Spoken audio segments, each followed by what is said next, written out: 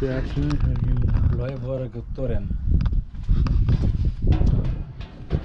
Vleuborg Toren किन र कसले बनायो भन्ने बारेमा चाहिँ जानकारी पछि दिँदै गरौँ नि। तर अहिले चाहिँ हामी 14 किलोमिटरकै त्यस्तै कतै ट्राभल गरेर आन्तरबाट यहाँ आएँ।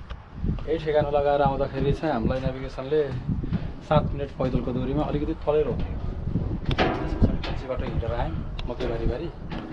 तर यहाँ आउँदाखेरि अर्को बाटो नजिकै आउँदो रहेछ, तर कच्ची बाटो छ, पक्की बाटो चाहिँ छैन।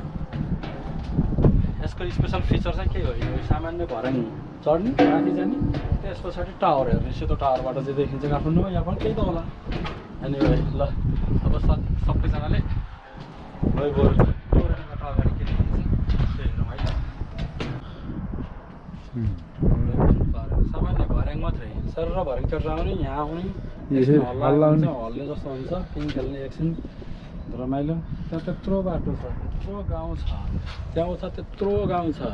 तर कहिलेकाहीँ नेभिगेसनको मात्रै भर पर्नु हुन्न भन्ने कुराको ज्वलन्त उदाहरण यो पनि हो।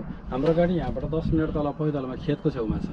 हामी खेतको बाटो आउन खोजेको पनि हो, तर खेतबाट आउँदाखेरि बिच खेतमा आइयो। त्यसपछि फर्काएर हामी फेरि त्यहीँ गइयो र यो सानो गोरेटो बाटो, देखिन्छ नि यो सानो गोरेटो बाटो, यो बाटो हुँदै उहाँ तलबाट हिँडेर आएको हो।